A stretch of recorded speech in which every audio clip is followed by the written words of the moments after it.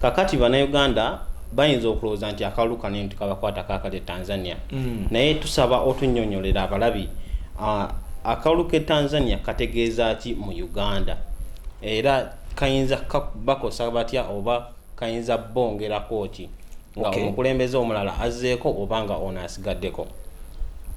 Kakati okubategeeza obulungi kansoke mbasigira ekifaananyi fahamu ku ffe abatuta obudde okuteeka oba okumanya oba n'okukola amawulire agakwatagana n'amawanga ag'obweru.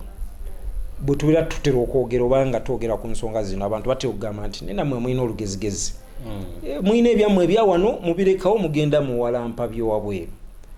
Naye ntera okukozesa analogy ennyangu nnyo nti kibeera kikulu nnyo tosobola kuwangaala nga ggwe ku nsi tuwangaalira mu nsi omuli abantu abalala abantu abangi nti ne bw'ozimba amaka ne bw'obeera oli ku muzigo obeera ne bayita banneighbor abaliraanwa.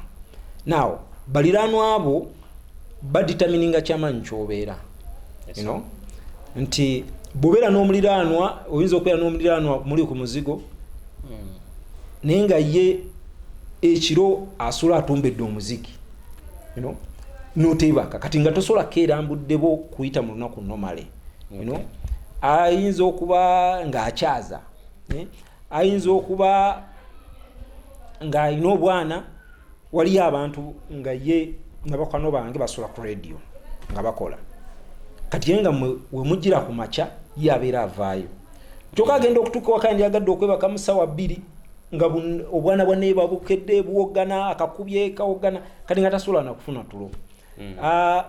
Omulala oyinza okuba nga tolina wa muzigo you are established wazimba amakago malungi naye kakati ba neighbor wo bw'oba ozadde abaana most likely omwana wo bw'akula ne bw'anaazuula emikwano agenda kutandikira kujja ki ja neighbor immediate neighbor. Yes, immediate neighbor. Bw'obeera nga mu neighborhood gwe mugagga wabula nga tewafaayo yagala baneighbor babeere nga baavu ojja kwesanga muwalawo omulenzi amwagadde mwana w'omunaku yamufunyisiza olubuto. So ekintu kyebayita neighborhood kati abatanzania be baneighbor baffe mu maserengeta eri mambuka tulinayo South Sudan mu bugwanjuba tulina DR Congo mu buvanjuba tulina Kenya eno maserengeta tulinayo ne Rwanda wa kakati bwe bukulu bw'okubeera Tanzania lwaki tulina okusooka okugigwera because neighbor waffe but even beyond that neighbor wo muwanyisiganya ebintu bingi neighbor waffe nga Tanzania tusuubula naye ebintu bingi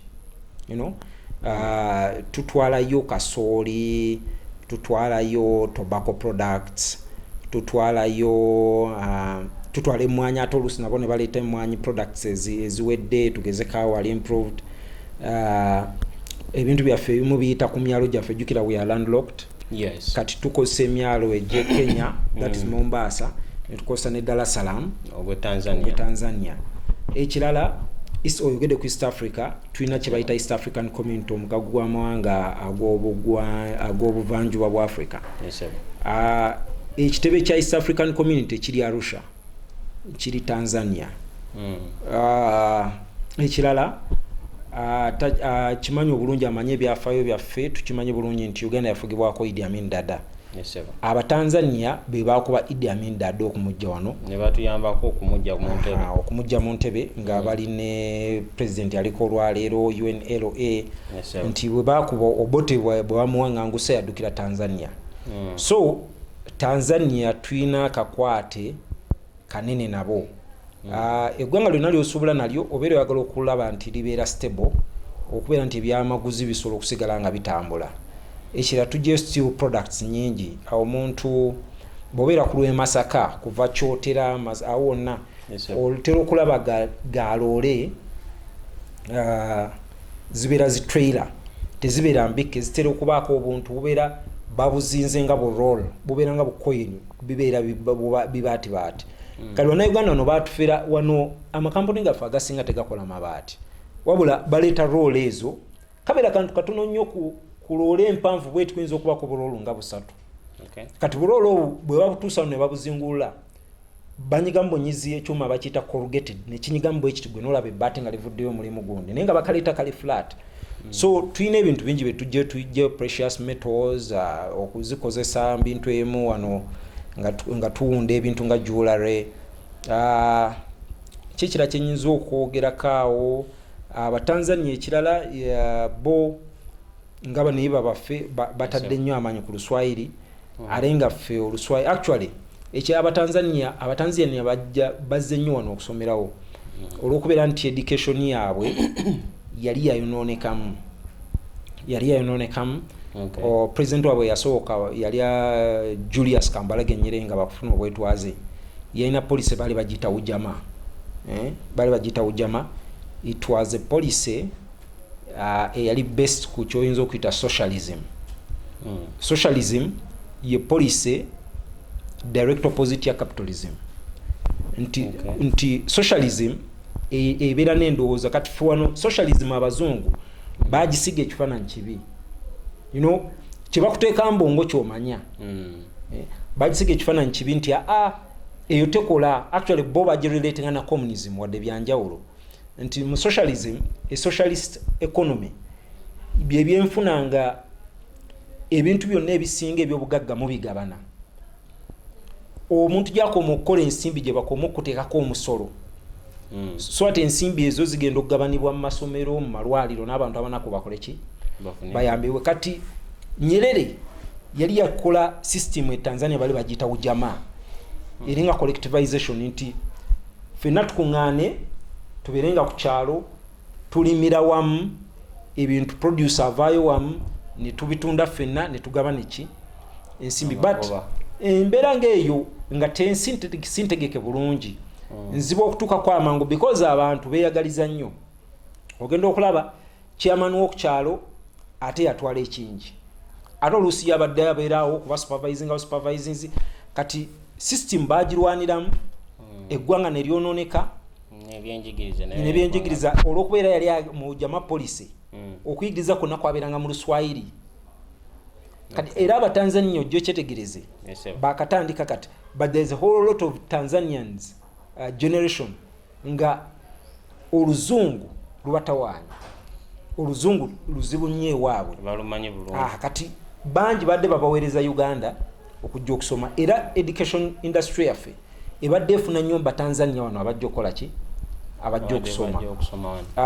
Nyerere yali yabateekamu endowooza nti obwavu si bubi kasita mwena ku kyalo mubeera nga muli baavu. Obwavu bunyiga mwina omugagga gwe mulaba wali nemugamba n'olinga ye avuga benzi olinga ye abaana be alinga ye alinga abagamba nti kiryokke mwena ne mubabaavu temufaayo. Ffenna tusooke tugumire obwavu ffenna tusooke tubeera abaavu ffenna tujja gaggawala lumu. But of course mwabeerangamu abalala nga bagenda basomola emaali ya gundi. Kati system zakyuka olwaleero baddayo in a capitalist nature. In a capitalist nature buli omu ayiga nsimbi ze oli osobola okukola ensimbi n'ogaggawalanga bw'oyagala ebintu emu. In a capitalist society waliwo ebintu ebimu by'otasobola nga tosobola bikola ng'omuntu. In a socialist society tosobola kusanga nti oli abotolinga amazzi because how do you start otandika otya banno obaguza amazzi nga ogajja ku Lake Victoria yaffe ffenna awamu.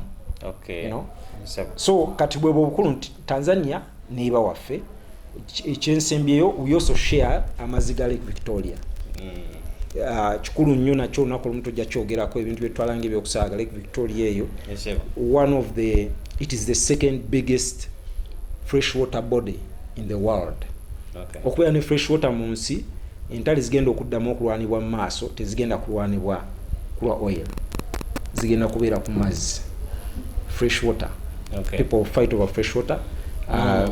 Okulabirako Egypt ne Ethiopia olwayo bwogenda n'otunula Egypt ne Ethiopia baagala kwekuba lwa ddamu Ethiopia gyegenda okuzimba. So n'okusharinga Lake Victoria nakyo kikulu. Nga tuze kubanga ekitegeeza amakulu ge tujjamu nti Tanzania webeera n'akalulu akabi ne wabaayo entalo ekitegeeza naffe kaba katukosa lwansonga tosobola kubeera na munno oba neebawo ng'ate mulina embiranye makkati gammwe.